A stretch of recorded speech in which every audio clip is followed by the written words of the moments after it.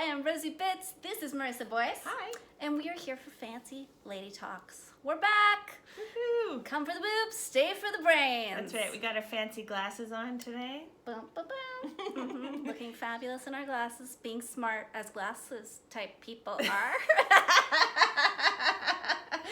No, anybody could be smart, and I'm, wearing glasses does not actually up my intellectual capacity in the least. Is that even possible? Well, no.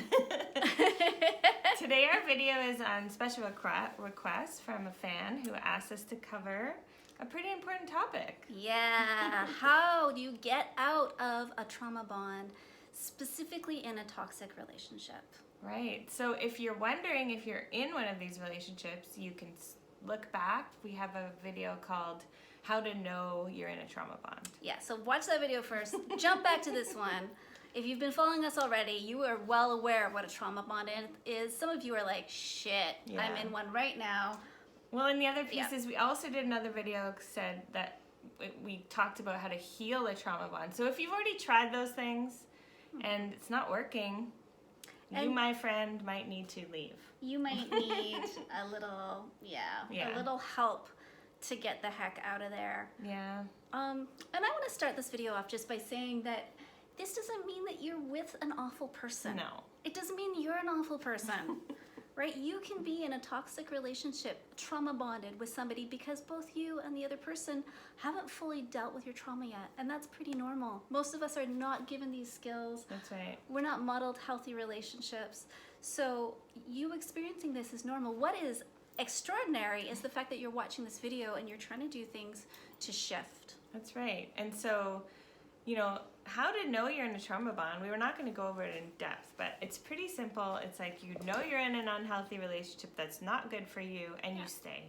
Maybe you've tried to leave. Maybe you've tried to end it. Maybe you keep hoping it's different. Maybe you try to change them. You try to change yourself. And it feels, for me anyway, it feels like compulsive. It feels like I can't control staying like them. I want to leave, but I just can't.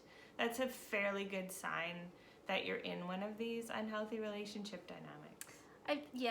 Absolutely. Or the idea that you keep trying to change, either adjust yourself or encourage them to change, and that just doesn't happen. And you're doing numerous things, we've talked about this before, where you're self-betrayal, right? You're self-betraying on the regular so that you can better fit into this relationship. That's a huge red flag for me that you're in a trauma bond. Definitely. Okay, so we got a little rundown what that is. How the heck do we get out of them, Marissa? What do we do? Well, I mean, number one, after you've been aware that you need to end it, is you need to end things. Get the fuck out. Get out. Right, and it doesn't have to be dramatic. I mean, it can be, it will probably feel dramatic, just a warning. Yeah. It's going to feel dramatic. It's probably going to feel terrible. Like, ending these things feel worse than ending like a regular relationship because there's all these different addictive patterns that are happening here. So you're gonna have to end it, and you will have to be very clear about ending it. So there's no maybe or don't keep sleeping with them every weekend. No, and not only do you have to end it, but you actually have to take a complete break from having any sort of contact with them. For how long would you say, Rosie? I think Marissa and I came up with a magic number, which was 90 days. And you know why we chose 90 days? Why? Well, it's actually been shown in addiction studies that 90 days is the perfect time to start repatterning your nervous system, habits, and getting some healthier strategies happening for yourself. Absolutely. And that's the big thing. The reason why leaving the trauma bond is so painful is because it's addictive. That's right. Right? It has an addictive quality to it. Yeah.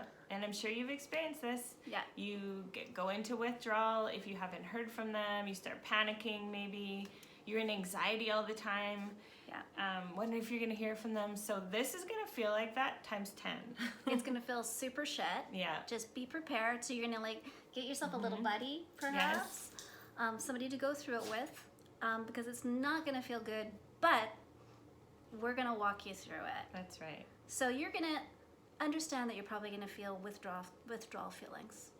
And the feeling of craving is going to come along with it. So when you first decide to go out of contact. Now, when I say no contact, I mean no texting, no phone calls, no social media. Do not go on, like, maybe even unfollow them. If you need to block them for a little while, you could say to them, like, hey, just so you know, I'm blocking you because I just need a break. I need to get some space.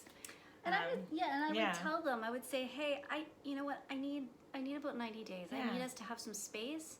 Can we come back together? Can we have a little chat again in 90 days? If you want to build a friendship, I would say, especially if you'd like to be friends with this person, take some space. That's right. It's going to be really hard to have a friendship if you don't have space. Absolutely. And you're doing this for yourself and for them, right? For both of you, if you guys can do this. Whereas if you don't do this part, the taking space part, things tend to get messier and messier and messier because you guys are going to be trying to rehook into each other because the trauma bond is what feels most comfortable. That's where you guys are connected. And the trauma bond, tell us, Marissa, why that trauma bond, why we're so drawn to it mostly. I mean, a lot of us have grown up in family of origin homes, family systems that were chaotic or unpredictable, or maybe there is some emotional abandonment or emotional neglect or even abuse. When that happens, our nervous systems get like cued into danger and chaos and unpredictability, and it interprets it as love. Yes. So these people who are maybe emotionally unavailable or people who have these same sorts of backgrounds feel to us so attractive. Because they have the same thing going on. Like, you're both in that bond together. Exactly. It feels like family. You know, you feel like it feels like love. It feels like family because this is what you've grown up with often. Right. Right? And it's feeding something in you. That's right. It is satisfying something. Truthfully, it's not. But you think that the getting into this trauma bond is going to satisfy something in you. So, you know, you're going to take that 90 days, you're going to cut it off, boom, cold turkey, my friend, fucking hardcore, cold turkey, get support, and you're going to not be in contact for those 90 days, and then what else are we going to do? What's that next step that I was thinking I mean, for sure, get some support. So if that looks like, you know, getting some counseling, so getting out of a trauma bond, this is not about leaving a relationship, I'm sorry to say to you, but it's actually about all the stuff that's underneath it. So this is going to be bringing up some stuff for you, like whether or not you've been in these relationships to escape. For me, it was a lot around, I didn't want to be alone because I didn't want to deal with the feelings of my past, which was like, feeling emotionally abandoned or feeling lonely. The loneliness was terrifying to me. So you're going to have to face some of these things. So it'd be really good for you to get some support. Just a safe friend would be a really good plan. So you could say to your friend, hey, I'm going to have a really hard time here. Can you be my buddy? Can I text you if I really need to reach out? Because you might want to reach out. You're going to want to reach out. And don't reach out because that's just going to get you back in. It'll hook you back in. It'll start the process all over again.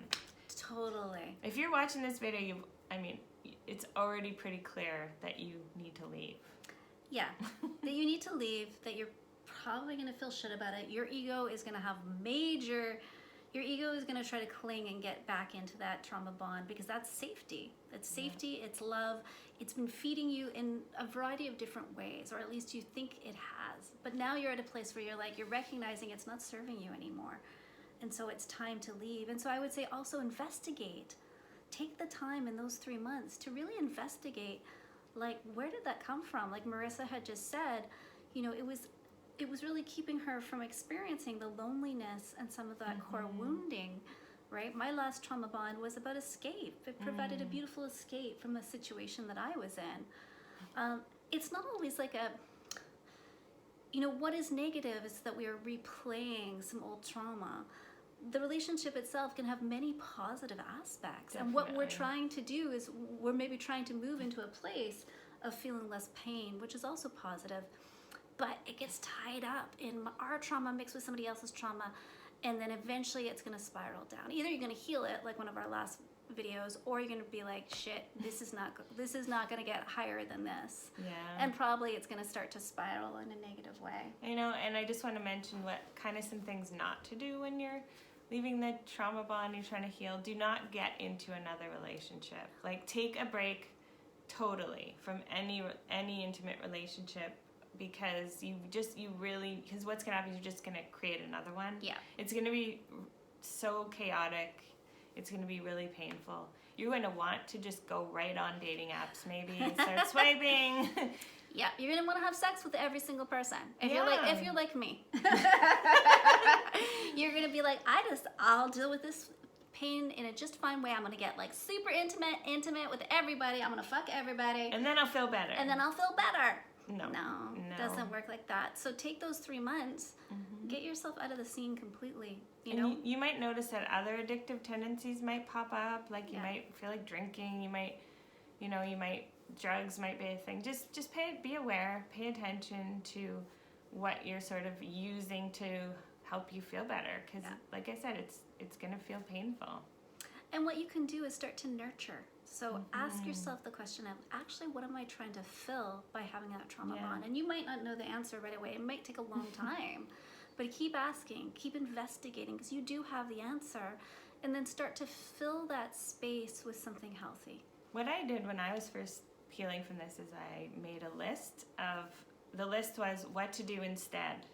So what to do instead of texting this person or ruminating about this person, which I did a lot of. Or even talking about the person, because that can even reactivate. I made a list of all the things that made me feel good, and I made several copies of this list, and I put it in my room, I put it on my phone, I put it in places where I could see it, and then I would just like find something on the list to do that actually made me feel good. That's so smart. Yeah, it works really well. I didn't do that at all. I wasn't that smart. Well, I think I was in a period of being very busy with work. I did a lot of overworking to start. And then I started to go on beach walks with Marissa, where all of this was born, and we started talking it out like a number of times a week. Yeah. Right? Talking out all this stuff.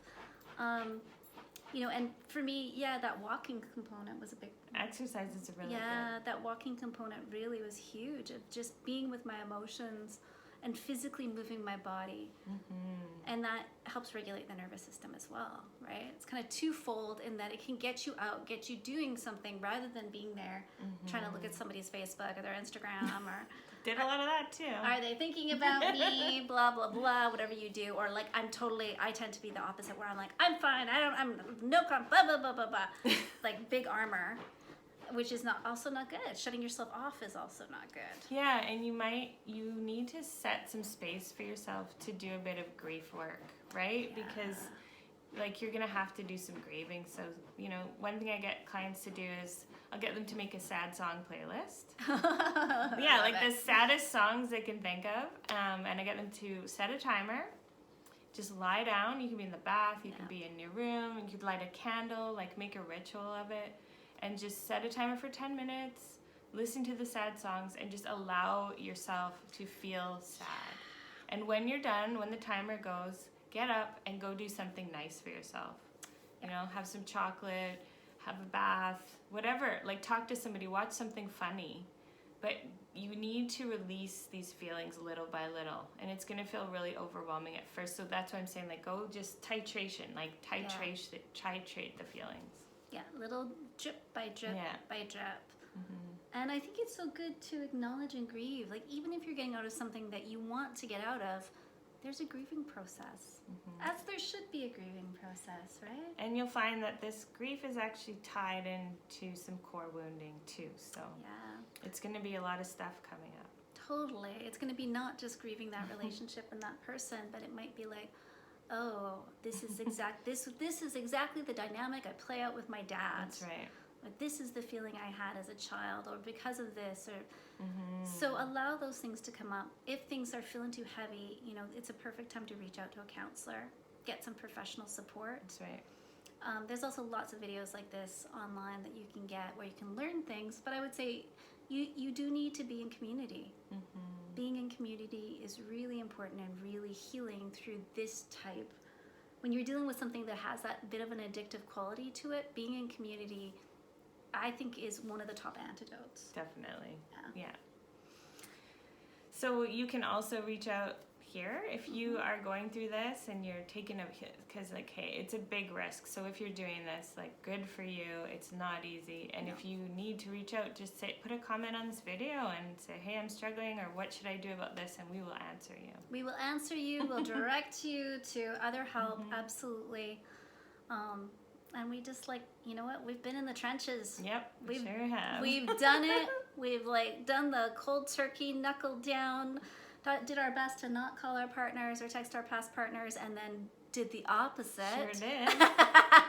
So that we could tell you that we are truly experts on leaving the trauma bond from both sides. And just so you know, for me anyway, the person that I was trying to leave the trauma bond with would often try to contact me, right? Yeah. So, you know, just be aware that that person's also in the trauma bond. They're also in pain.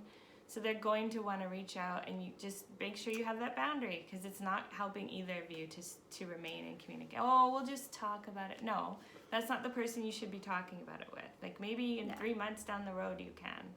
But for now, take some space. Absolutely. And I think for me, in leaving, you know, my last relationship that had that trauma bond element in it, you know, I felt like I should be in contact. Both I wanted to, and also I felt like it was like a caretaking thing. That's So right. you gotta fucking kick your codependency in the ass too, because it's not for either of your highest good No. that you keep, like, connecting in that way. You need that space to let those hormones settle down, let the emotions, like, start getting to the true emotion of that relationship, and be able to you're kind of dissecting, like, what is my past shit, what was this relationship? Totally. You can't even get a clear view on that relationship for, I would say, at least 3 months, depending on how long you were in the relationship, probably longer. That's true. So give yourself that time, and give them that time. If you're wanting to be loving towards them, it is also the most loving thing, I think, It really is. you can do, even though they're probably going to feel rejected, and you're just going to have to deal with that. Well, those are some tips we have for you. And if you have, you know, if you're going through this, I feel for you. Yeah. Like I've been through it, and I know Rosie has too. So. Yep. And you know what? You're going to be okay. Yes, you will. You're going to get through the other side. You're going to be fine. And as we have, you're going to feel a bit of pain. It's going to feel worse sometimes, but you're going to get through the other side. You And will. we'll see you there. We will. Okay, darlings. Love you. Bye for now.